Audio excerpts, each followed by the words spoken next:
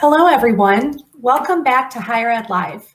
I'm Alice Arredondo, Senior Director of Client Strategy at Platform Q Education, joining today from Kansas City, Missouri, and this week I will be serving as your host. Higher Ed Live has offered direct access to the best and brightest minds in higher education and allowed audience members to share knowledge and participate in discussions around the most important issues in our industry.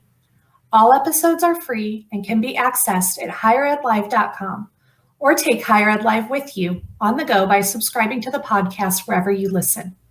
Higher Ed Live is produced by Platform Q Education, the leading developer of online engagement software and strategies. If you haven't already, make sure to subscribe to our newsletter below and connect with us on social media using the hashtag HigherEdLive.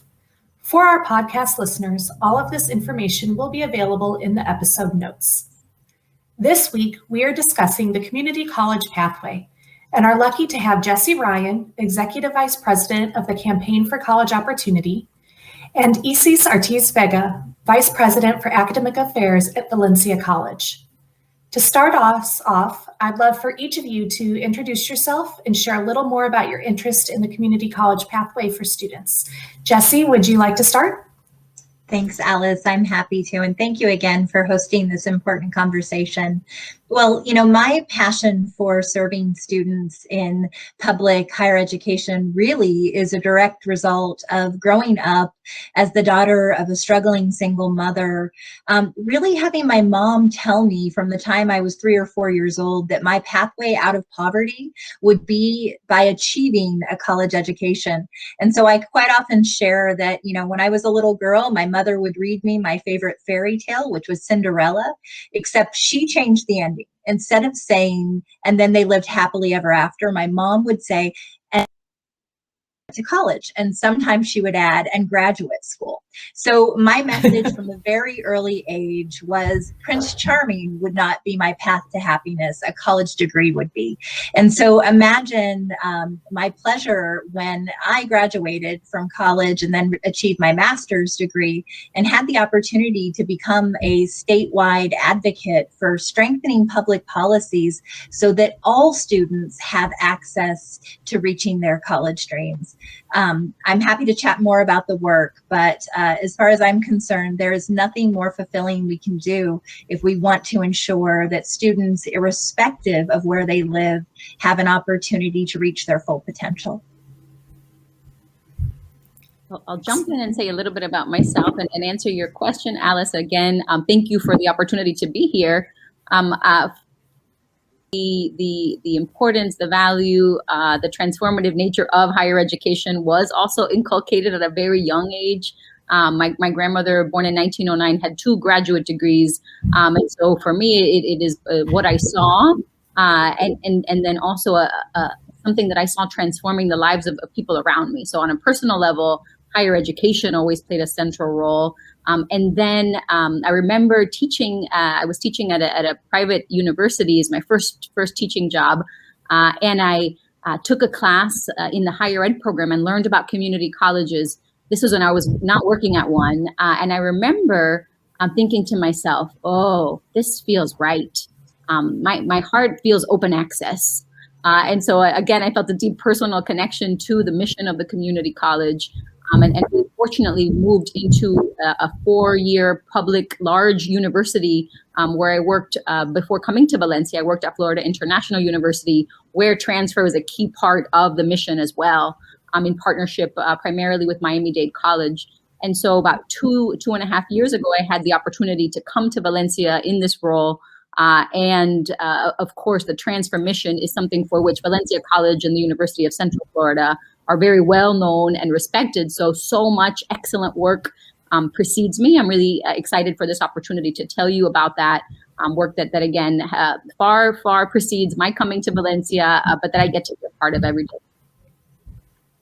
Well, I'm really excited to have both of you here to talk about this. And I want to start with hearing a little more and asking you to share a little more about why students choose to attend community college.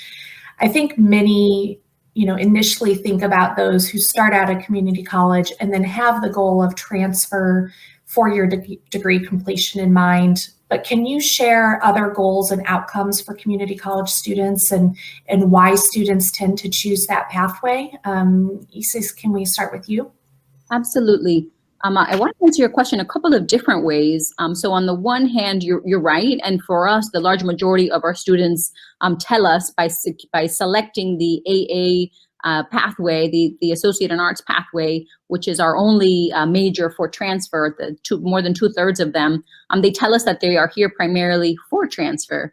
But to your question of why else or they do and why else they might start at a community college, we know one of the key differentiating features is proximity to home, right? This idea that college is accessible. I have seen that college. I can get to that college. I can go there and stay close to my community and do all of the other important parts of my life while supporting my parents, helping raise children, working.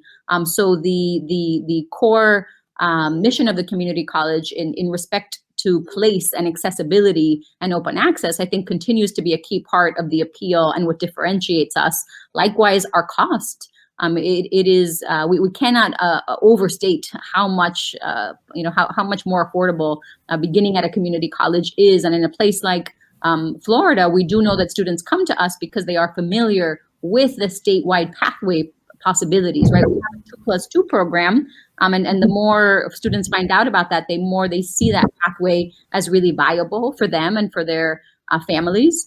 Right. Other reasons they might come to us, however, we again, one of the beauties of the community college is that we are responsive to community needs. So we have such extensive workforce programming that is deeply connected to the local need that I think our students know. They know that when they come to Valencia, they have, and other community colleges, they have a number of options.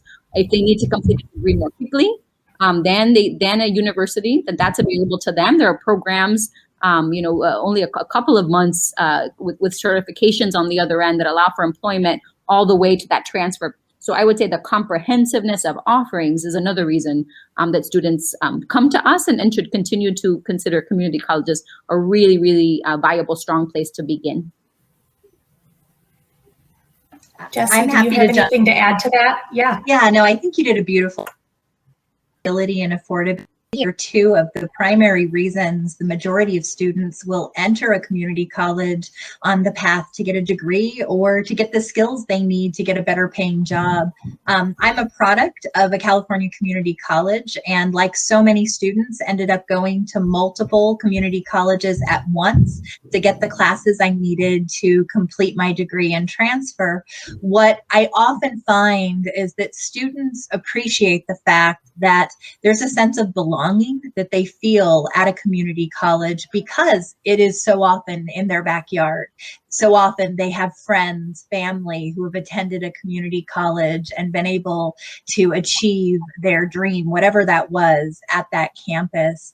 In California, one of the things that draws students to our community colleges, and we have one of the largest student populations in the country, is the fact that we offer 2 free years of community college. We have a California Promise program, which covers the total cost of tuition. And with our financial aid, it makes it a much more affordable option than a 4-year university. However, the reality is that only 3% of students will successfully reach their transfer goals within 2 years of enrolling at a community college in California. And so while it is the gateway to opportunity for students seeking to transfer, earn a degree, upskill, explore new course offerings, we have to do a better job at demystifying the process and ensuring that more students are actually completing whatever those goals are and doing it in a timely fashion. Yeah, I actually want to expand on that a little bit because I just read in a recent article that 1 in 7 community college students who set out to earn a 4-year degree earn one within 6 years. And so could you talk a little bit about the barriers that maybe students face as they're going through that pathway, what that looks like for them, why things look like that? And eventually, I do have some questions on solutions and things that both of you are working on, but I'd love to start with hearing a little bit more about why that happens. Yeah, I'm happy to jump in if you don't mind. The Campaign for College Opportunity just finished a report called Chutes or Ladders. We named it Chutes or Ladders because quite often the transfer pathway is fraught with stops and starts, and it's a roll of the dice whether or not you're actually going to reach your destination. What we found was totally consistent with what you just shared, Alice. We found that unfortunately too few students are transferring in 2 years, transferring in 4 years, and even the 6-year transfer rates are abysmally low. There are a whole host of reasons for this, but I will tell you, the majority of students don't enter a community college saying, I'm going to take 6 years to reach my transfer destination. And so we have to do a better job at the front end as students enter a community college of ensuring that they have an education plan in hand that helps them really seamlessly progress. Some of the barriers they face are barriers that are true no matter what state you live in across the country. Students at community colleges quite often are the first in their families to attend college and are navigating a very complex system that doesn't necessarily allow them to seamlessly continue from one semester to the next. So what does that mean? They're having to choose a path, and quite often they're choosing a path among hundreds of pathways. Florida does a really good job with their 2+2 program of creating a path to an associate's degree and transfer. In California, we actually created an associate degree for transfer, the Campaign for College Opportunity, to simplify the path that has resulted in more than 300,000 degrees in the 10 years it's been in existence. But that is a fraction of what it should be. When students are not getting the information they need and the supports they need to take the right classes, they're often accumulating units that don't count for transfer and delaying their time to transfer. And we also see that when students find out that they've taken unnecessary units or the duplicative classes that don't align with admissions, they can become very distraught and stop out for a period of time. So we have to ensure that we are getting students the information they need, the supports they need, both in terms of information and financial resources, and access to the classes that they need to take so that they are actually reaching their transfer destination in a timely fashion. I agree with so much of that. And so I want to try to reinforce some of those ideas in terms of hurdles. It is still a rarity for pathways to be in place and for relationships to be as strong as, for example, the Valencia UCF or the Miami-Dade FIU.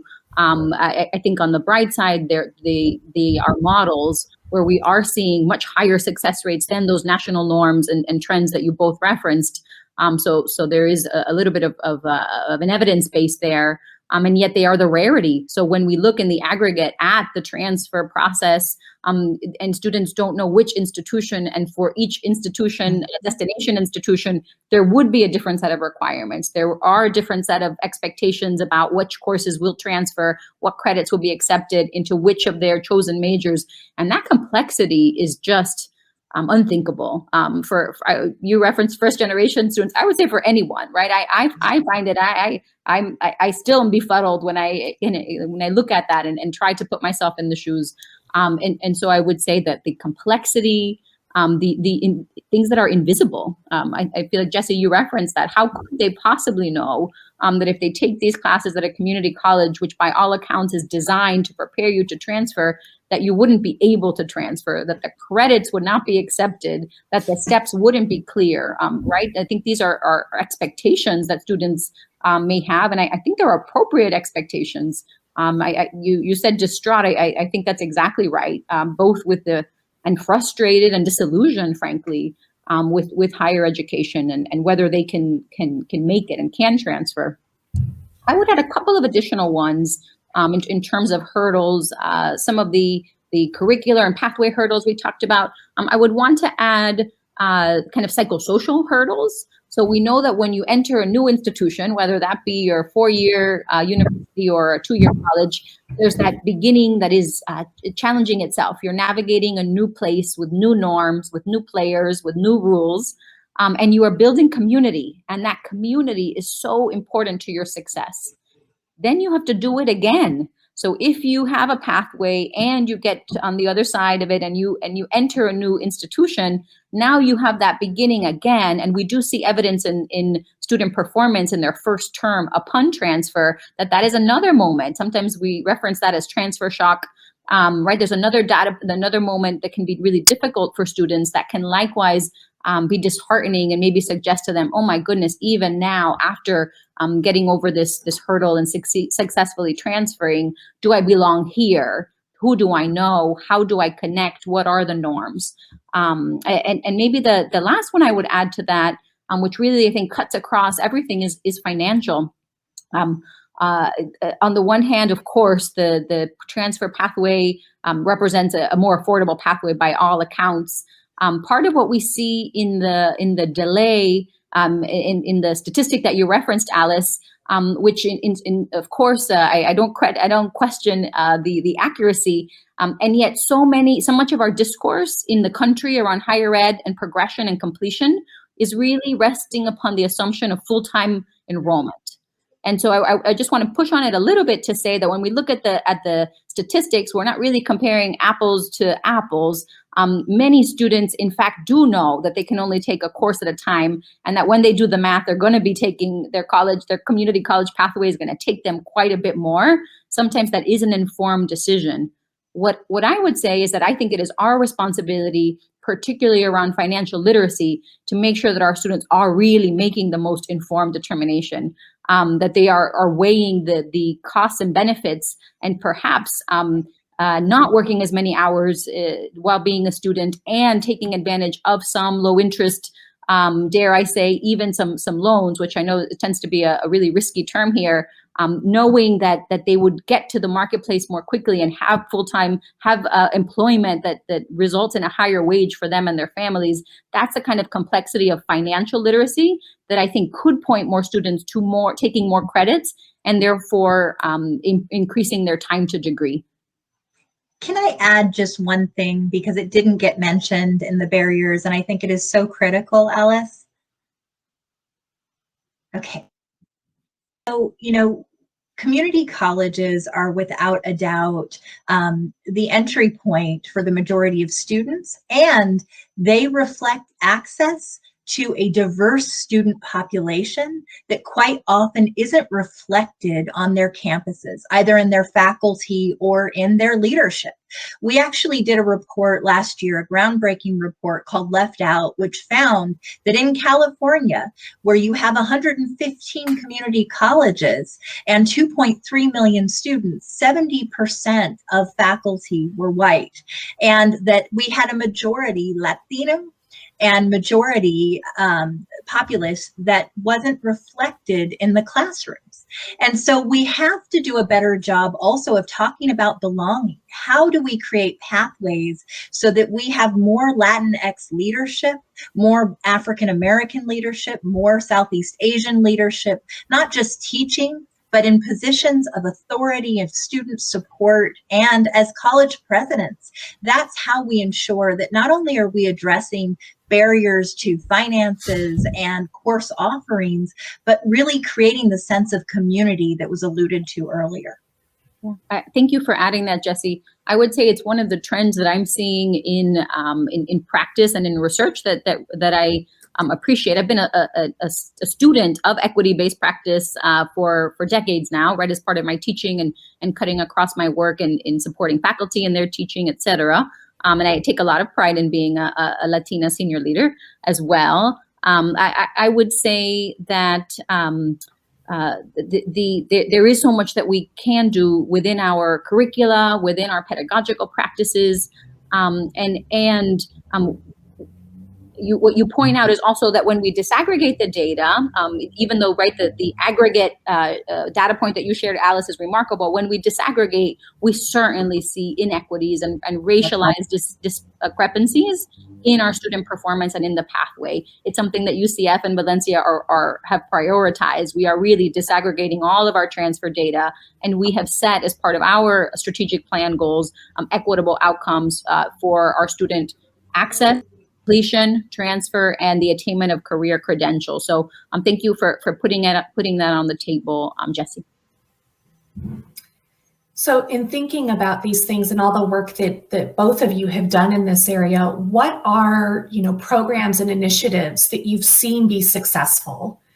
And how can four-year institutions across the country be better partners, in this endeavor, in helping our community college students have that ability to have a more seamless transfer experience? It seems like it's not entirely some of the things that people think about why a community college student doesn't transfer. It seems that a lot of it falls at the responsibility of the four-year institution, whose policies may not align with what is actually happening, at the student level. So what kinds of things have you seen be successful? Have you seen work? And how can four-year institutions be better partners in this work? I'd love to start us off and say that I cannot say enough about the University of Central Florida. More than 15 years ago, the president of UCF and the president of Valencia College at the time, they got together and they established Direct Connect to UCF. And so it was this very concrete, official document of collaboration.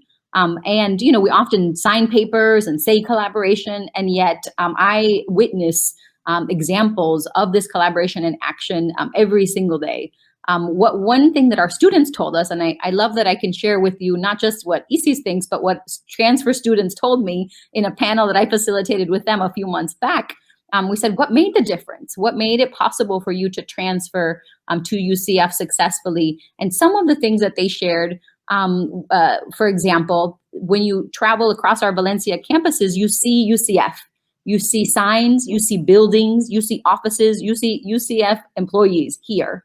And so what that meant to students and how that impacted them, as they told me, was that relationship felt more real, right? We can trust UCF because if Valencia trusts them and Valencia has been good to me, then ergo I can trust UCF, right? This kind of, so the visibility, the relationship, the visibility of that relationship made a really big difference for our students, and other things that we've done in collaboration.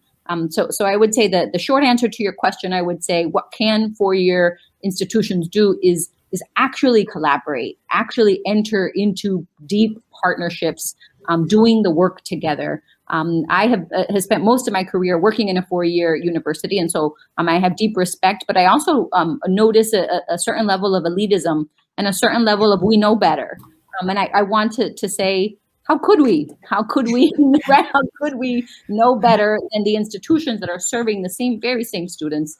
And so when the partnership moves from rhetorical, symbolic to authentic, substantive, deep, in some of the ways that I have seen, I see an enormous difference. Some concrete things, for example, we work with the University of Central Florida on that pathway. So we know that when students complete the pathway here and want to enter a major, there is no question that those credits will be accepted, that they will be ready for the major, because we develop those tools and pathways together with our transfer partners, right? So that kind of on the ground collaboration.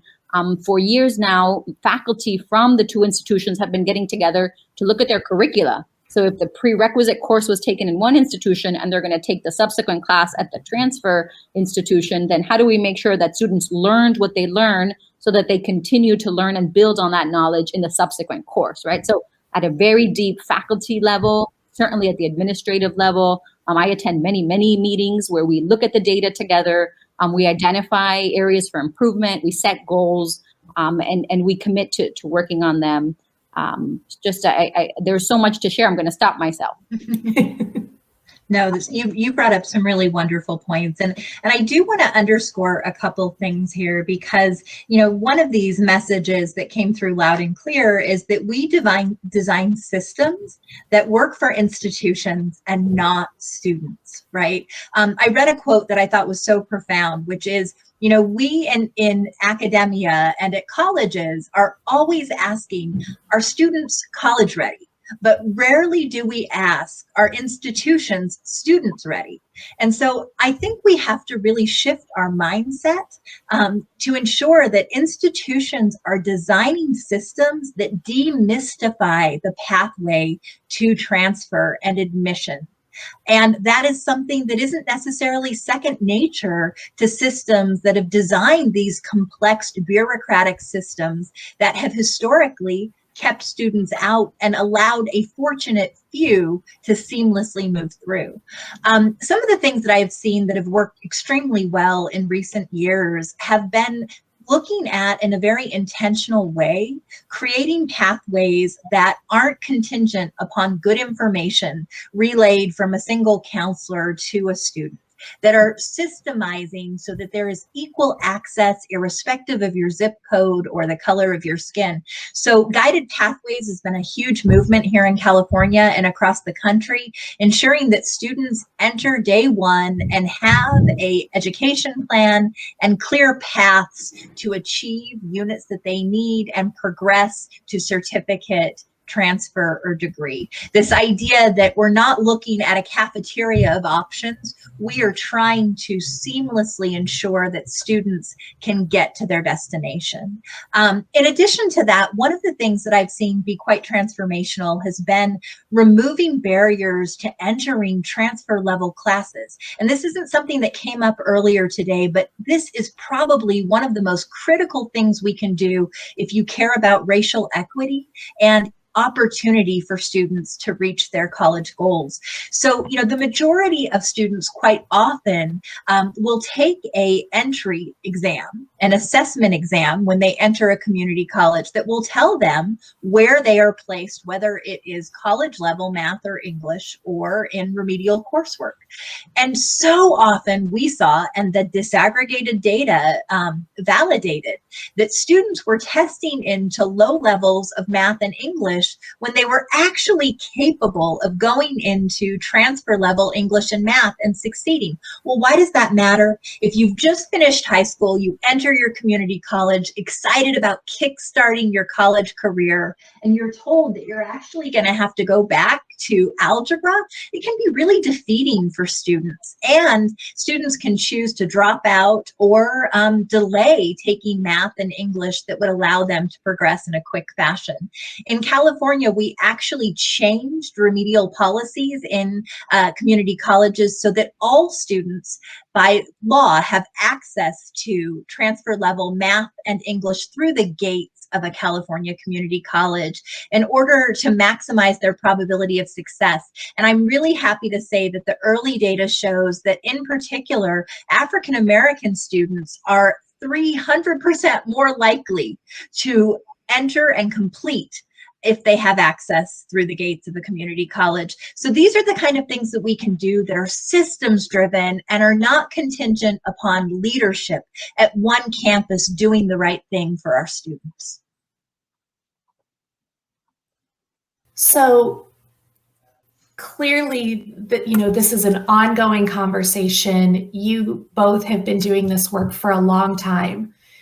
For those who are tuning in, who are looking at their own campuses, who are looking at the community colleges in their own areas, and who are thinking about this and recognizing this as something that they might want to be a part of the conversation, that they might want to be a part of the change. There's a lot, obviously, that goes into this, but if they're at that starting point where they want to be engaging their community colleges, collaborating, really truly collaborating with their community colleges and supporting those students, what are their first steps? What are the things that they should be thinking about, at that point of really thinking about impact and really making a change beyond signing something, beyond just saying we're going to do this? If they're really committed to making a change, what are those first things that they should be thinking about? Well, I think this was brought up earlier. I mean, collaboration and alignment is so key. And part of it can be making sure that our four-year campuses are committed to an admissions guarantee if students complete a set of course offerings. And beyond that, getting our four-year universities to align their general education requirements. Why should a student have to decipher which general education path will prepare prepare them for which university campus. I think that we're seeing a movement towards better collaboration and alignment by way of saying this is not about keeping students out, this is about maximizing the potential of their success. And we can have a common set of courses that demonstrate a student can meet the level of rigor and be successful at a four-year campus without offering them a smorgasbord of options that leads to unnecessary credit accumulation and delayed time to degree. I think in addition to that, we really have to get our campuses to honor the guarantee. If they say that they are going to accept a student, especially as we see capacity constraints, the number of seats becoming a real issue, we have to be more creative in how we expand those numbers of seats, whether it is offering more summer course offerings, having classes that are offered during the evenings and weekends to expand capacity. Students need to know that an admissions guarantee of transfer is a true guarantee. I love that. I would add a couple things. One, and I find myself with derivations of this advice in a lot of places. I would say I'm soul searching on the why, right? I would hate for an institution, a four-year institution, to approach this work because it's trendy or somehow, right, they have made a profound equity statement and think that this might be a part of that. I think some reflective work on the alignment of more emphasis on transfer with their mission, with their priorities as an institution, getting to a strong why or several reasons for engaging in this work. I think beginning there would mean that they would approach it with more authenticity and courage. Then, right, assuming they find a really compelling reason to move forward, I would suggest some open conversations with their key transfer partners, the key community colleges in the area, conversations of humility, right, with a lot of listening. I think beginning with a place of we're not sure, and we're not here with answers or solutions, but we want to engage in partnership. What have you noticed? What have your students told you? What do you wish we had done or not done? I would go in with a lot of questions, a lot of listening, and resist the urge to move to strategy, but rather commit to more regular conversations, to looking at shared data. What do the data suggest? What might be an early win to which we can together, right, that we can together name and work toward and celebrate?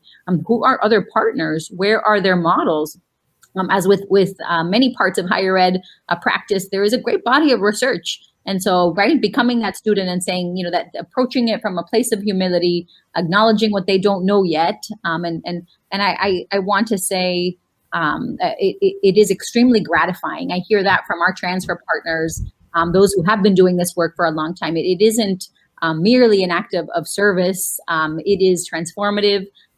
Our students bring enormous energy and varied strengths and talents to the partner institutions, and a really significant proportion of the transfer graduating body came from us, right? They came from Valencia, and that fills us with a lot of pride. We celebrate that together. It is joyous work. It is worthy work, and approaching it with humility and a real willingness to partner, again, would be the best advice. As we start to wrap up here, are there any other, thoughts that you have as it relates to the community college pathway for students that you'd really like to share with the audience today? Isis, we can start with you. Yeah, I think we're doing it now. So one of the notes that I jotted down before coming here today was this normalizing of transfer, talking about it more, making it more visible, whether our students saw it on our campuses that we are a key transfer partner. I heard that the University of Central Florida gives in their new faculty orientation some data points about the transfer population, right? Making all of the key stakeholders know this is a key part of us. It isn't the side gig. It isn't something that happens invisibly here. It is a key part of who we are as an institution. I think we could do more of that societally. We talk about community colleges sometimes, and we talk about the transfers sometimes, but really recognizing how many of our students in our country really do begin their academic journeys in community colleges, I think warrants a lot more public discussion, a lot more policy. We are seeing some things that are brewing that are promising. But I am so grateful for the new attention that we are getting, because there is so much.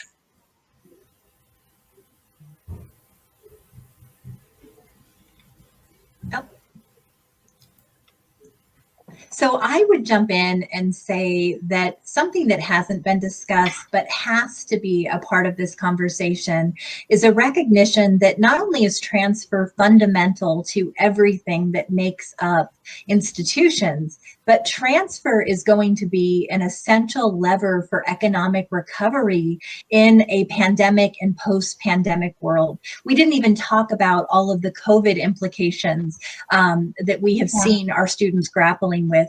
The reality is, if we don't lean into this notion that transfer is going to help our students reach their college goals and enter the workforce, we will not see the kind of economic recovery that our country will need after the pandemic.